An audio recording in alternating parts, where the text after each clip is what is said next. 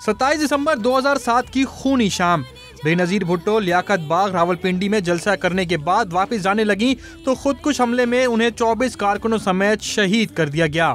27 دسمبر 2007 کو واقعے کا مقدمہ راولپنڈی کے تھانے سٹی میں درج کیا گیا، جس کے بعد پنجاب پولیس نے تحقیقات کا آغاز کیا۔ اطمینان بخش تحقیقات کے لیے برطانوی تحقیقاتی ادارے اسکاٹ یارڈ کی خدمات لی گئیں۔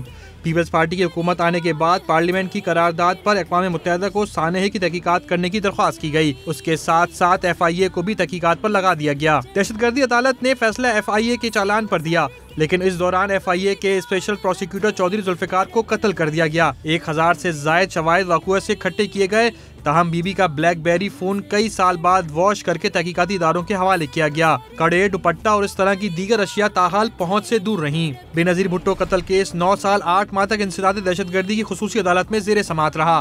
کیس کی 9 ججوں نے 231 سماعتیں کی، 8 چلان عدالت میں پیش کیے گئے، 140 گواہان کو شارٹ لسٹ کر کے 68 کے بیان قلمبند کیے گئے۔ 31 اگست 2017 کو عدالت نے 5 ملزمان کو عدم ثبوت پر بری کر دیا۔ 2 پولیس افسران DIG سعود عزیز اور SP خرم شہزاد کو 17 سال قید اور 10 لاکھ روپے جرمانے کی سزا سنائی گئی۔